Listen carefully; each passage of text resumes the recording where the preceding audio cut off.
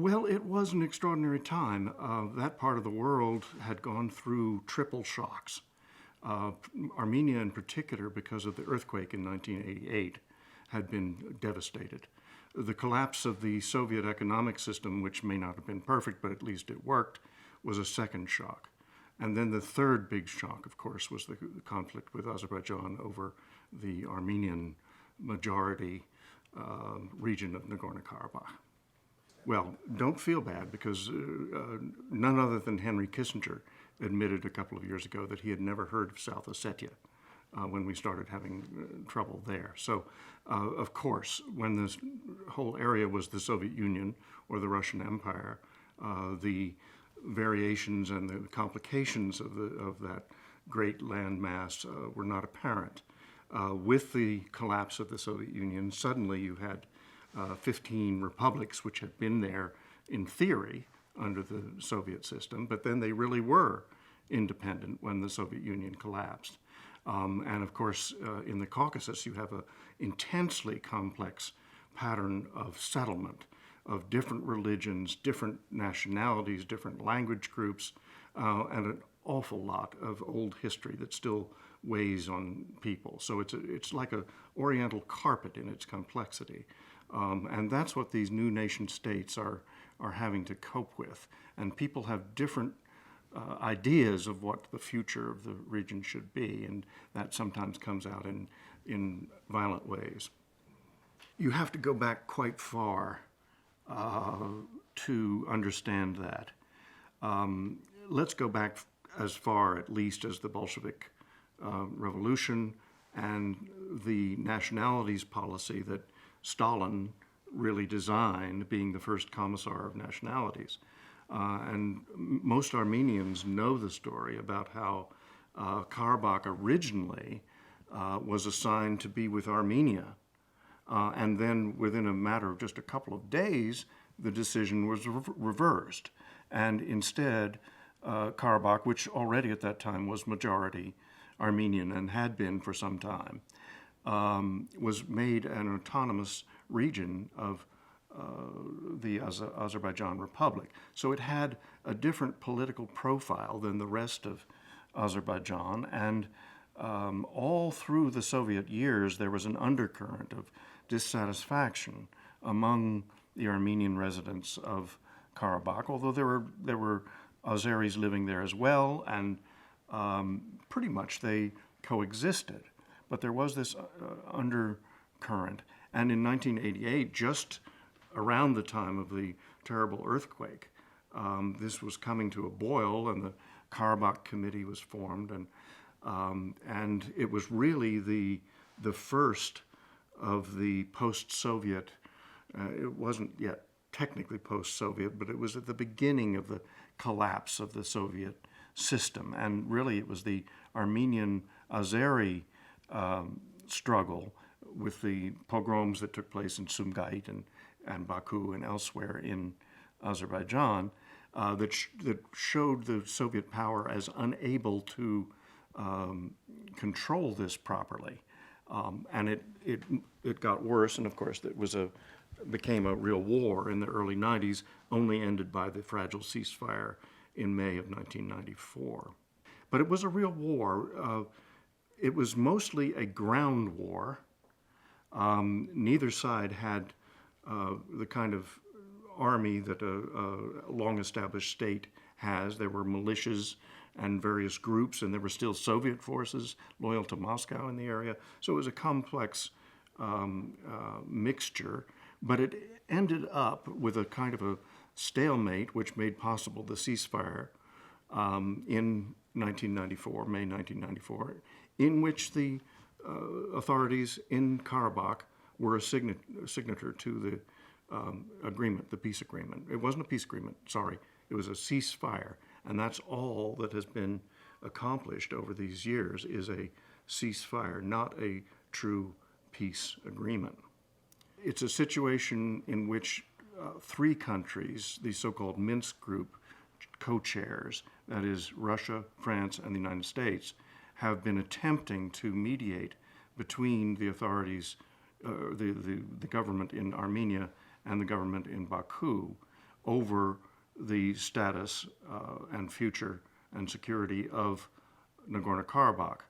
But one of the omissions in this negotiation process is that the Karabakhsi are not at the table, and the authority to negotiate for them has in effect been given to Armenia.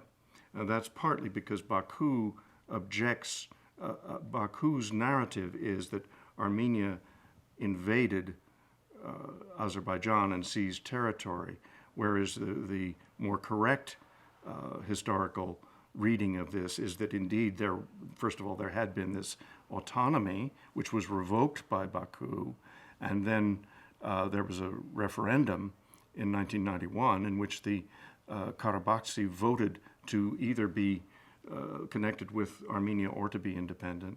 And so it's a case where the Armenian authorities are negotiating on behalf of Karabakh, and there's a real question as to whether this can be successful if they're not at the table.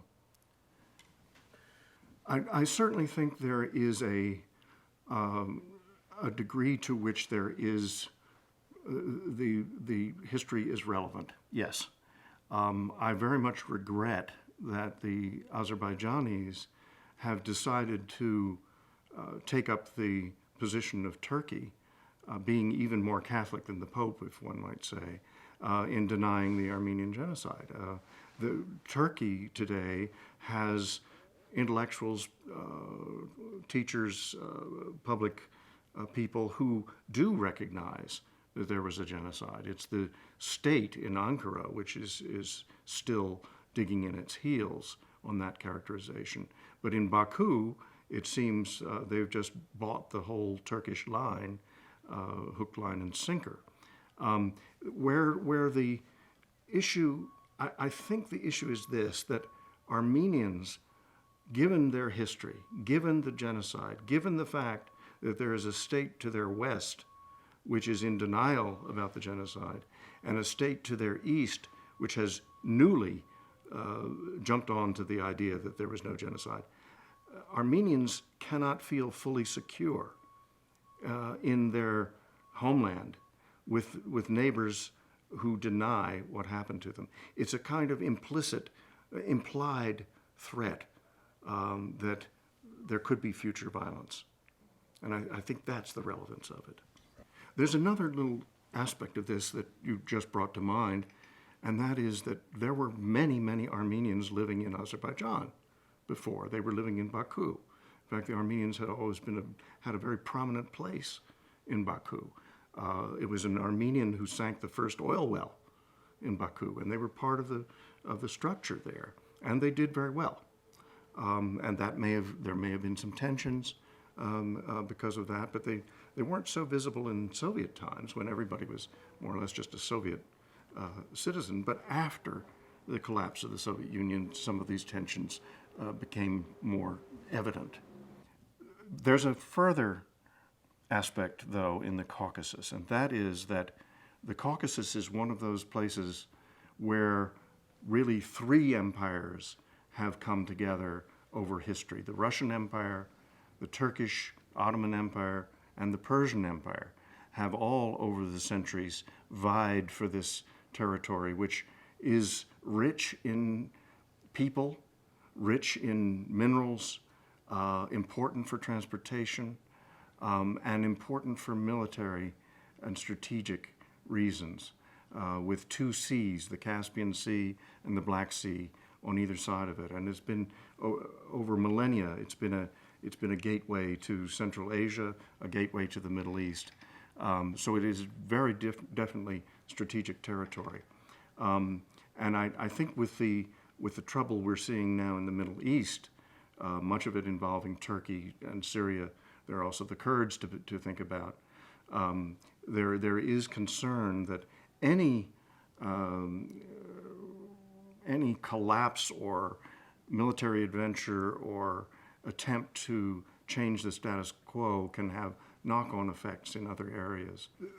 On the question of a possible resumption of full-scale hostilities, the first thing I would say is this, is that What we saw in the early 90s was primarily a ground war fought with whatever weapons were then available. A war today would be far more dangerous, not only to the participants, but to the whole region. This is one of the most heavily armed borders in the world. Others are, for example, Israel and its opponents, Kashmir, Pakistan and India, and the border in Korea. But this is a very heavily armed area. The Azeris in particular have been buying military equipment to beat the band. The Armenians have purchased less, but they are very well dug in. And it would be an air war, which it was not in the early 90s.